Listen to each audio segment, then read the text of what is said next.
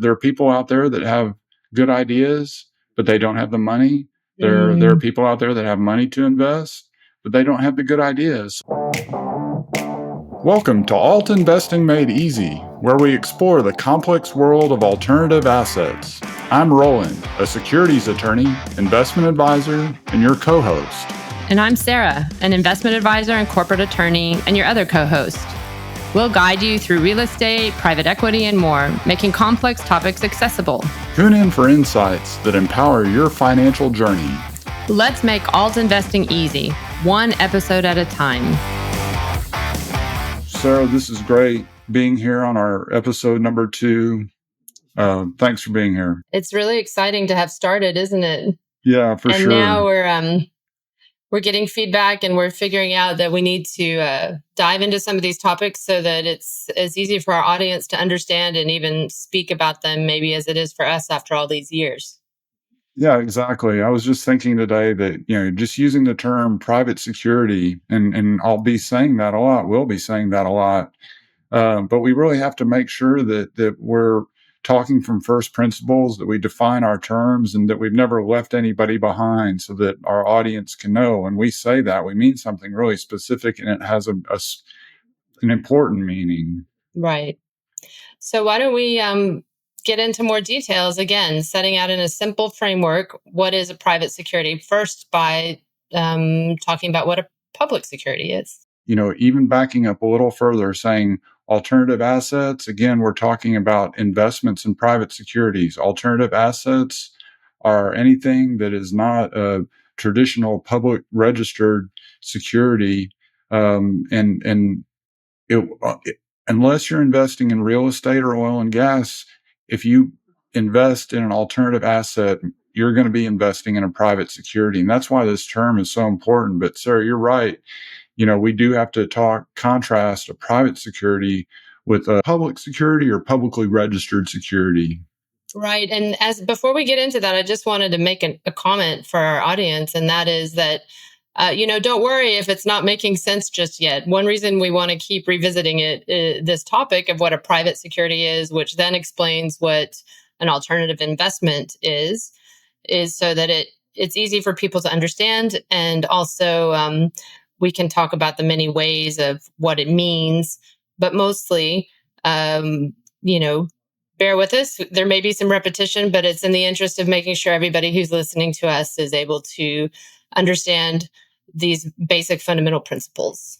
I noted this to you in a text the other day that one of the last public speaking engagements I did in front of a live audience, it was in front of people. The title of the presentation was Millions to Billions. So that's the target of this audience. They're thinking about how they can turn their millions into billions. But when I ask everybody, do you know what the difference between a private security and a public security is? There was a room full of 40 people there, and nobody really knew. And maybe, they were reluctant to admit ignorance, and that's a thing for sure. But I really do think that this is something that maybe people don't really appreciate. And if they can, again, our goal here is wanting to help people invest in alternative assets, because this is a good asset class for your portfolio, your diversification, your asset allocation. Alternative assets are legitimate, but you should not invest in alternative assets unless you understand what they are. And to understand what they are, we have to be talking, these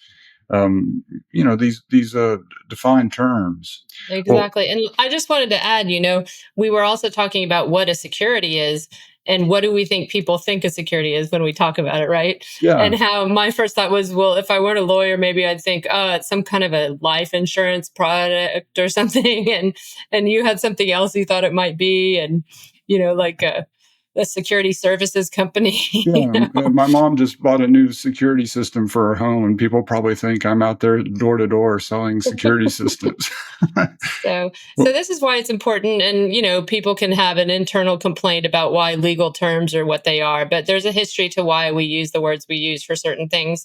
And in the end, when it comes to a security, we think we can explain it in a way that makes it easy to remember and understand. Yeah. So you want to maybe explain first what a security is? Yeah, and as so many things, people imagine lawyers citing cases and statutes, and here to talk about what a security is, we actually do cite a Supreme Court case back from 1946, and the fundamental definition of the case is Howey, and I think that we've got notes in all these episodes, so we could drop really anything in there that we wanted to, and we could put a citation there so that you can click on it and read it Yeah, it would be yourself. And SEC versus Howey, 1946, right? With some other details about the identification of the case. Yeah, we'll put that in the comments. So what the court was looking at was whether an investment contract was a security, and they were just really looking at the definition of a security. And I'll just read the language again, or Sarah, maybe you could read it this time since I read it last time. Let me get it. Is there an investment in a common enterprise with a reasonable expectation of profits to be derived solely from the entrepreneurial or managerial efforts of others? Yeah, and I love definitions. I mean, that's probably why we're attorneys. We love language, and it's the law with all of its, clear language and defined terms. And I think it's interesting when you read that and step back, and it kind of makes sense.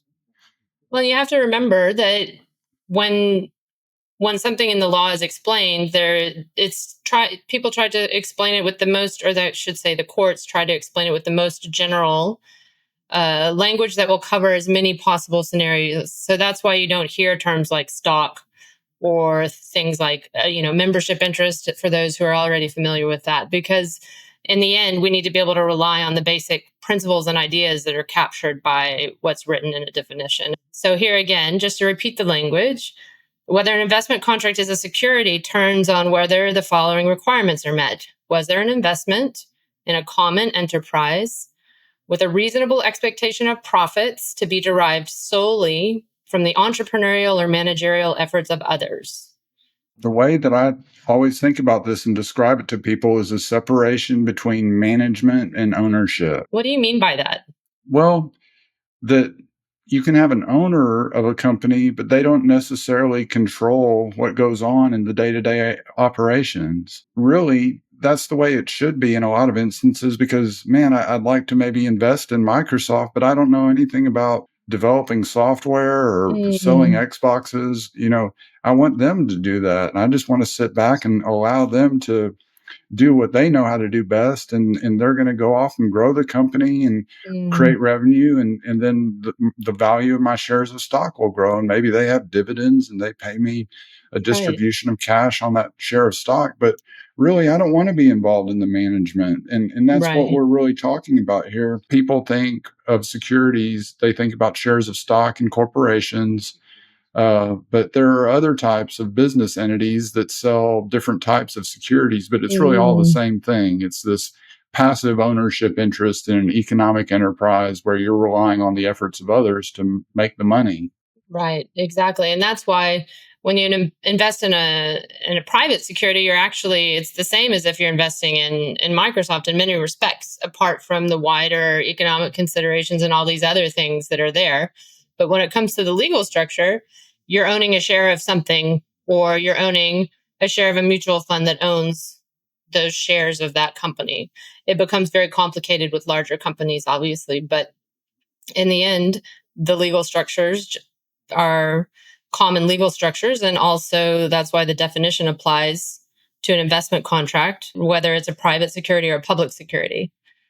Yeah. So do you want to talk some more about what public securities are? Because if people do understand the word securities in the context of investments, then that's probably what they're thinking of, just like you mentioned.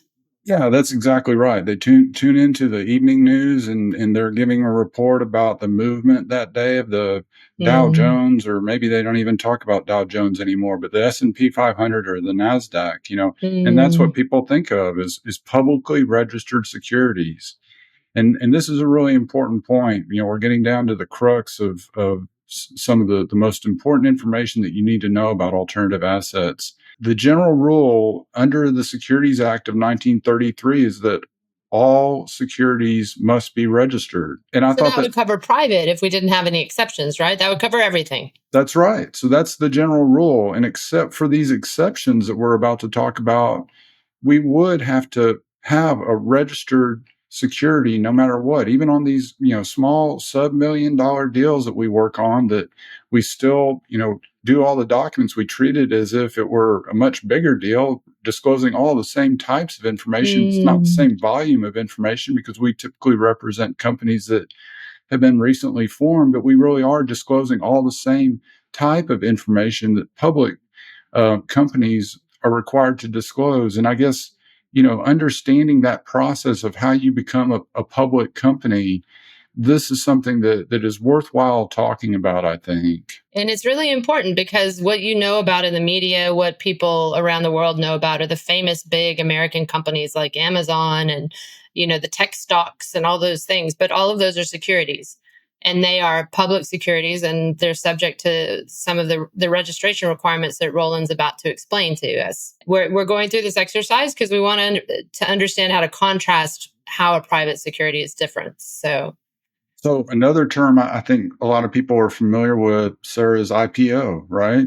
Yeah. That's an acronym, stands for initial public offering. And we've seen those images of people standing up there at the bell, they're ringing the bell, and it's starting Yeah. the first day of trading of our stock. We just conducted our IPO, and really all the IPO means is that the SEC has declared effective a registration statement that you filed with respect to the shares of stock. And Right. it sounds kind of simplistic. It's just like, okay, well, just send it in and we'll get the SEC to approve it.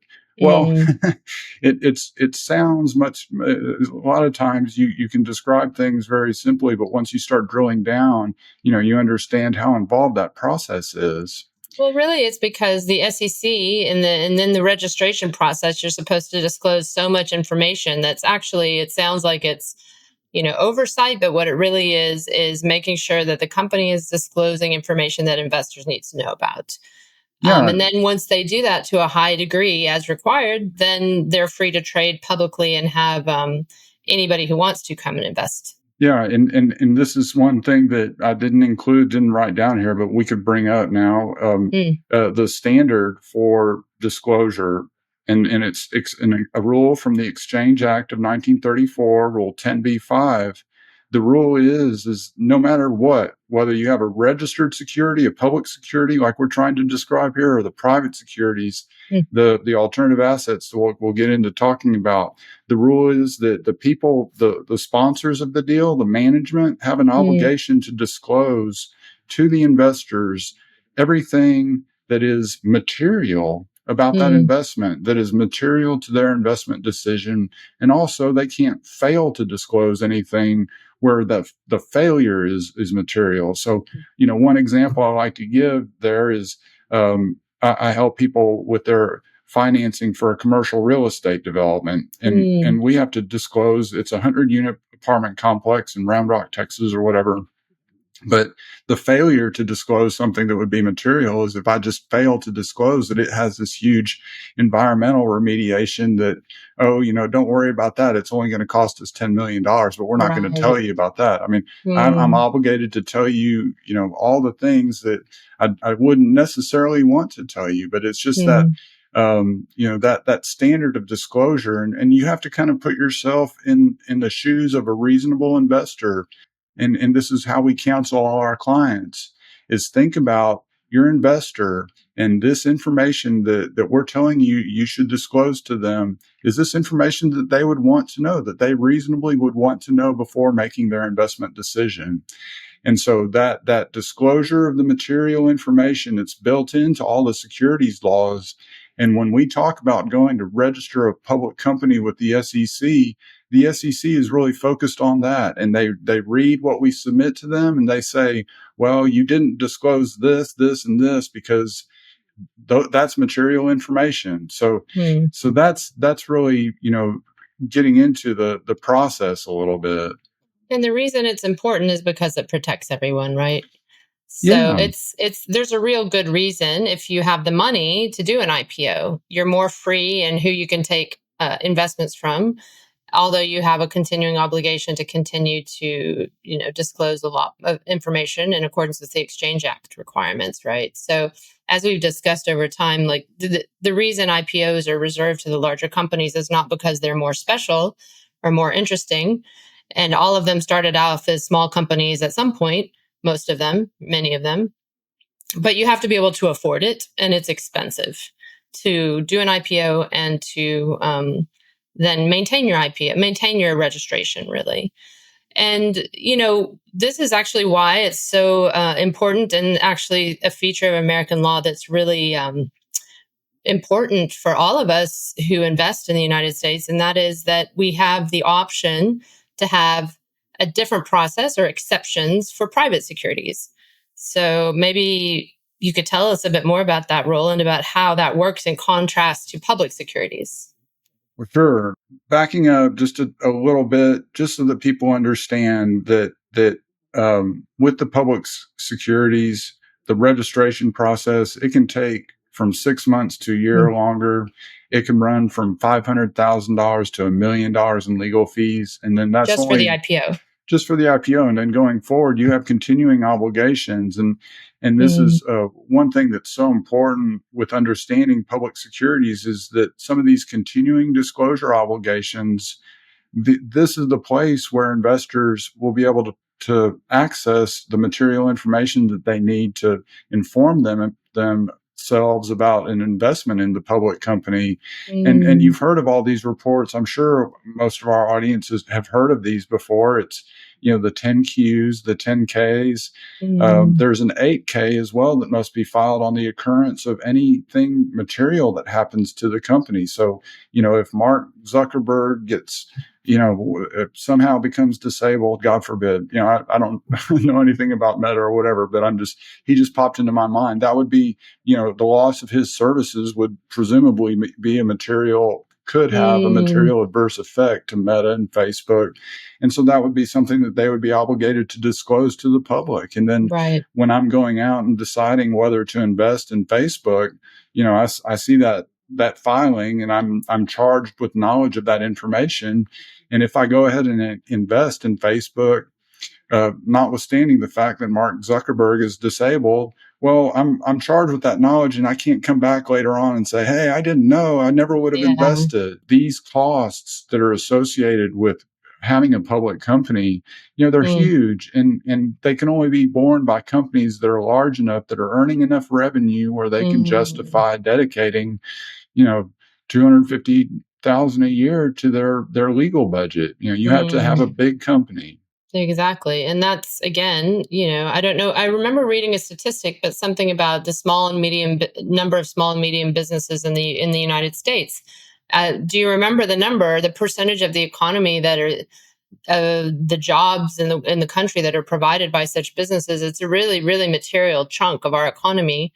And it also gives people the independence to have their, to meet sort of the self-reliance and the independence that a lot of Americans like to have in their lives, right? Is to have your own small business or medium business and not necessarily be part of big corporate America, et cetera.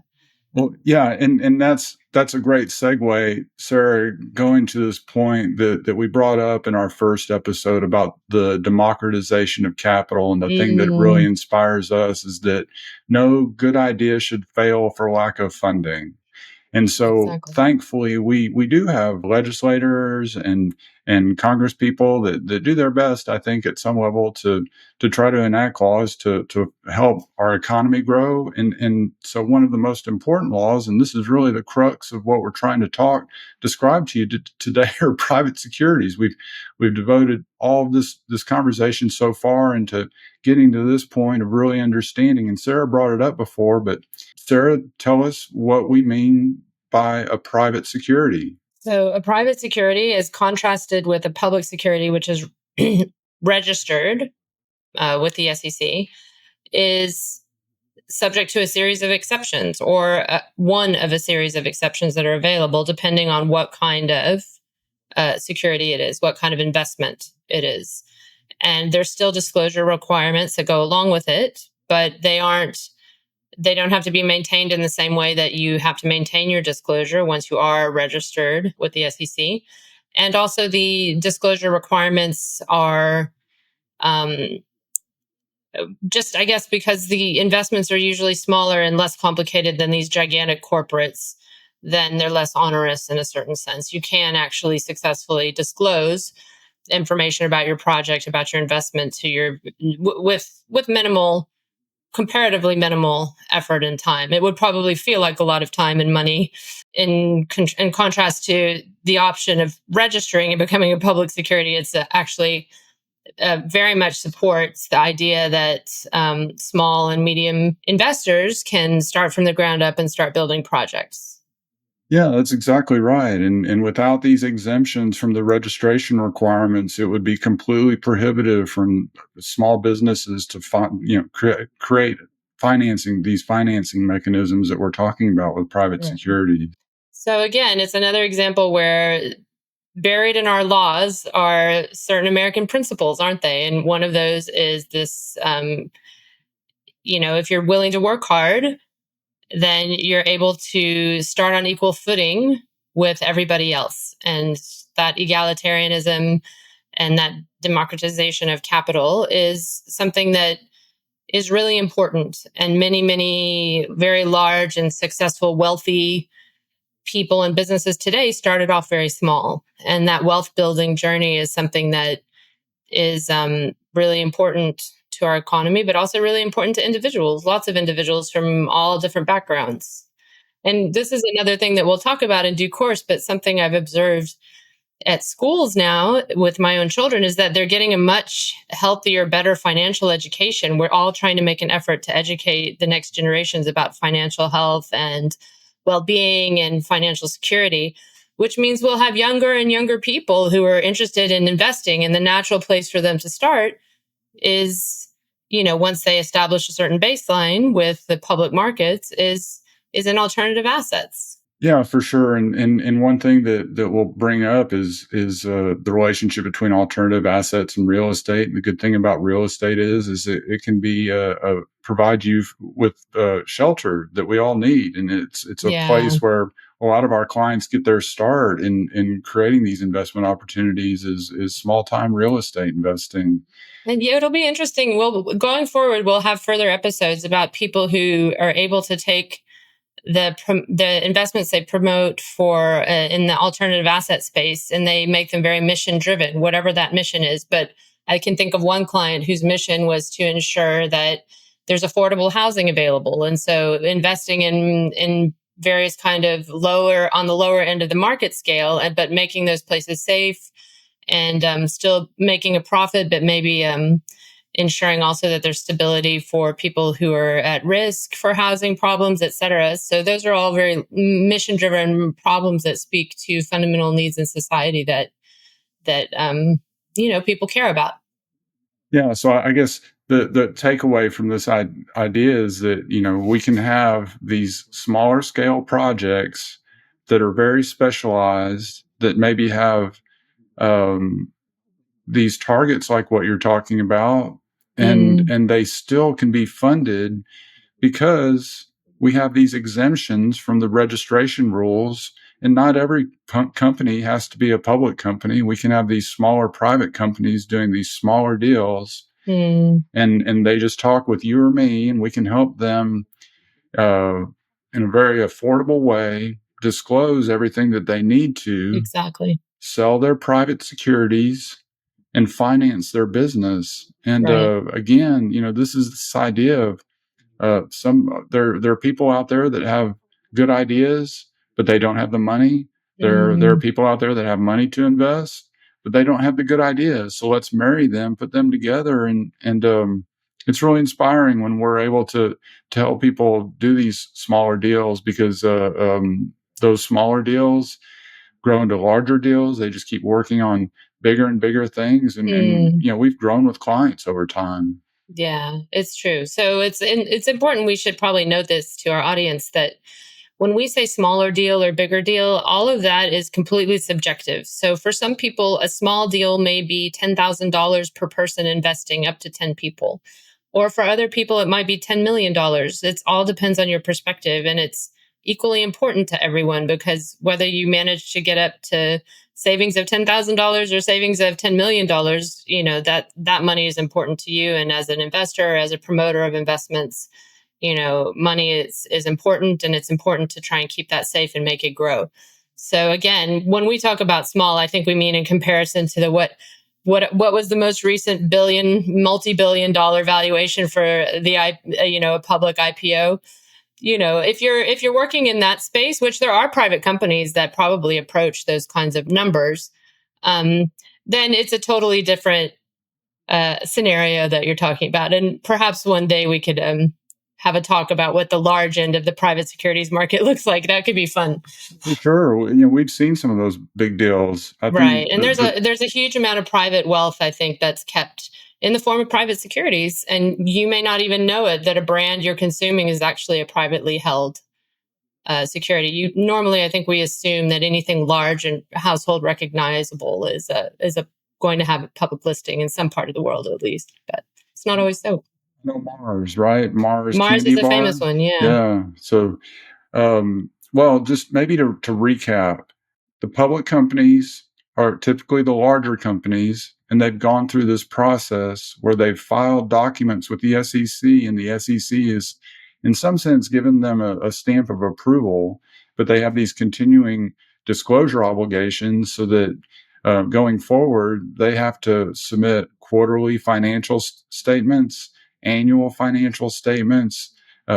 These include a discussion of the management's analysis of the business. So you can really read these and find out more about how management is thinking about the business. Yeah. And then also these periodical reports, that the 8Ks. So anything material that's unexpected that happens, the company has to file those reports.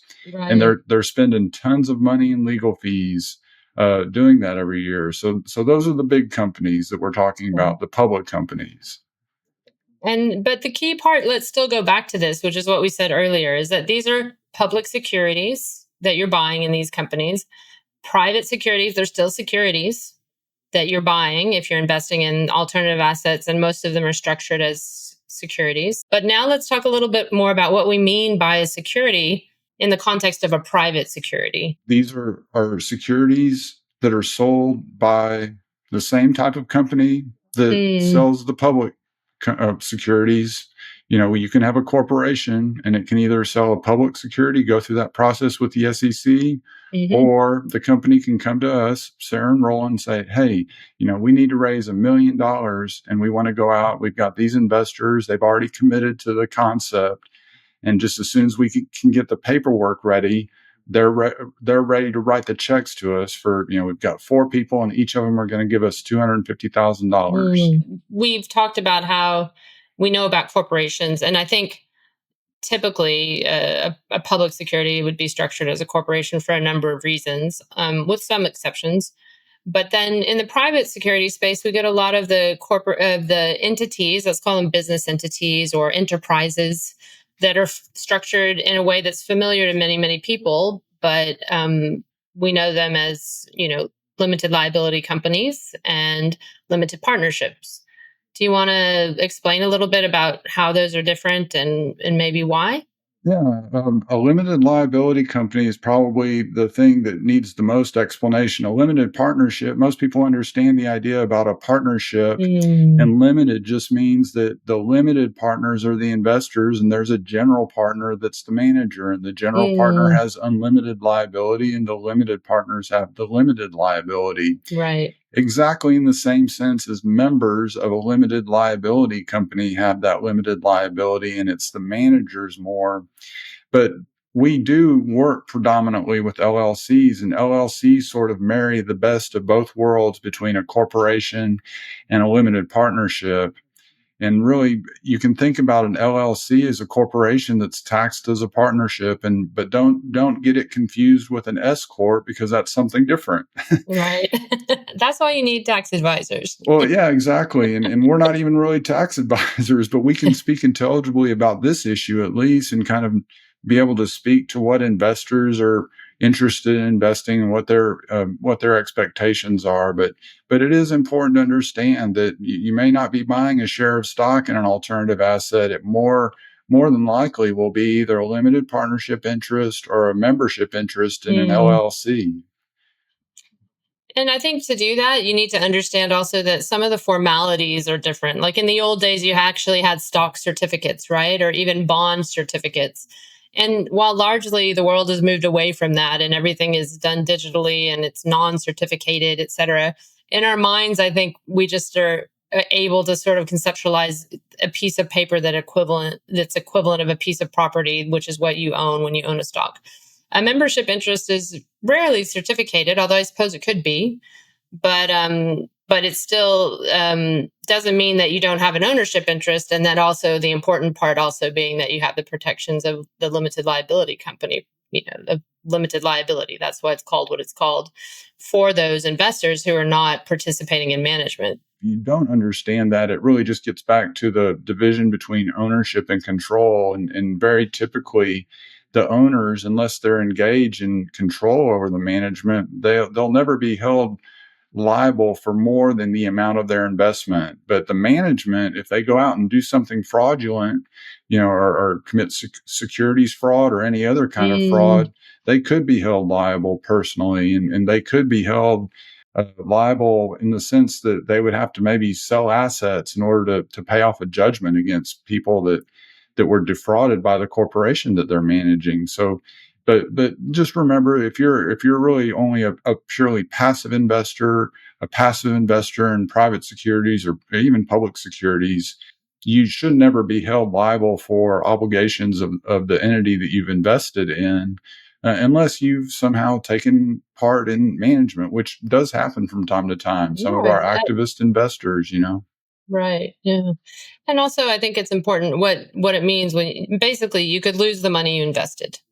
Yeah, you can lose the money that you invested for sure. That's a thing, but they can't come after you and say, "Well, we're taking the $100 that you bought to buy that one share of Apple, whatever it costs now, Yeah. and you have to sell your house because you owe an additional $10,000." Exactly, exactly. That So that that's what won't. we mean when Yeah, we talk about really the limitation, the limited liability of an investor, right? Is that, yeah, you might lose your money, but it's not going to be worse than that, yeah, which is maybe when you've lost your money, not such a consolation. But at the same time, there's not really an alternative to how you could structure that because nobody can make, conclusive promises about the future. And that's really what disclosure's for, isn't it? So that, you know, the project is you're told as much about it and what could go wrong, and then if you choose to put your money there, then you've been informed of potential consequences, right? So it's really an interesting area when you start digging into it more deeply. yeah. And then the other thing too that people should remember is that the information that you think about being having available for a public company, while that is all mandated by the rules under the securities laws and the disclosure requirements under the Securities Act, the Exchange Act of Mm, 1934, that's a set of laws that tell these companies what they're required to disclose. But with the companies that we're talking about, with investments in alternative assets and private securities, those disclosure obligations are greatly reduced in the sense that there aren't necessarily any disclosure requirements on the manager other than to continue to disclose the information that's necessary for the investment decision. But because of restricted liquidity, you may be in for a much longer ride. And we'll talk about this more, mm, but just think about the disclosure that you're going to get from the company will be defined more by agreement. And all the agreements that we draft typically include provisions that say that the company will deliver to you quarterly financial statements. Maybe they're not right. audited annually. They'll deliver the annual financial statements to you. Mm, If they call me up and say, "Hey, we just lost the services of one of our management team," I would tell them, "Well, you should go out to all your investors, even though they've already invested and you've told them that they're not going to be getting their money back for a really long time. You still need to inform them about what's going right. on with the company." So let's do an addendum to the PPM, and we'll explain what some of these terms mean. But an addendum, a supplement to the disclosure that you've already provided, and tell them what material things are going on that they should just at least be informed about. And that's why we keep talking about disclosure, right? But from both perspectives, whether you're promoting a deal or whether you're investing in a deal, this document, which is known as the PPM or the private placement memorandum or the confidential memorandum, different things. In fact, it's your key document that references other more detailed documents that you actually sign up to, such as a company agreement or a membership agreement, et cetera, right? A partnership agreement. But in the end, the business information that you need to know is in that memorandum, and it's to both sides if you want to set them as sides against each other, because really both are, the ideal is a win-win for the promoters and the investors. But if there were a time when there was a conflict, then you have this key document that sets out, well, I told you this, or I didn't tell you this. Oh, okay. So it's really to both sides, both promoters and investors benefit to focus and require as much as possible in that initial private placement memorandum. And then obviously, even going forward when things change. And it's important to note that there may not be a ton there, because we just formed a lot of these clients that we work with. They just formed the entity a month ago. So Exactly. the entity hasn't done anything except maybe opened up a bank account and applied for financing. So there's very little, honestly, historical information. There may be practically nothing to disclose, but in this disclosure document that Sarah mentioned, the PPM or offering memorandum, that's where the people that put these alternative asset deals together to sell them as an investment opportunity, it's their, for lack of a better term, it's for sure the disclosure document where they're satisfying this obligation to disclose all the material information about the investment, but it's also a sales document. Right. And so they're going to include in that document things like target returns and projections. Right. And, so that's details of the management, so that because in the private investing space, your reputation is really important. You don't have the brand to hide behind or to use, because typically, companies are not so old, and so then your reputation and your individual area of specialty, which might lead you to promote a private investment, would be really important. And that, I think, is meaningful to people also, right, Roland, that in the end, we, there's a saying about getting behind the right horse, right? You need to know something about the horse. Oh, yeah, for sure. And the jockey too. And that. Yeah. And so, this disclosure is so important. And you touched on something there that the management is key.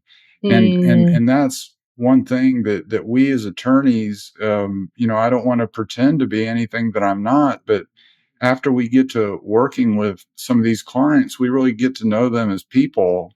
And I guess that's, why I like what it is that we do, because I think that we help these people that are tremendously creative, hardworking, really looking to create value, wanting to create this scenario where they accept this investment in, and they're going to go off and do something with it. And everybody goes away making a ton of money and everybody's happy at the end. Right. I mean, so it's a win-win. Yeah.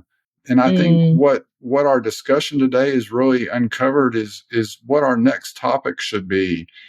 Sarah, tell us what our next topic is going to be Well, about. we've talked about the investments in private securities being different from public securities, like Roland mentioned. And one area is about the risks. And I think next time we'll talk more about the risks that come from having a different level of information available, and some of the other risks that are inherent in private securities, related to private securities and alternative assets. Because in the end, the more information you have about risks, then you can take a decision about what you do or how much risk you can tolerate. Thanks, everybody, for watching. Please remember to like this video if you like it, and subscribe to our channel. And remember to take aim with your alternative investment strategies. So see you next time on Alt Investing Made Easy.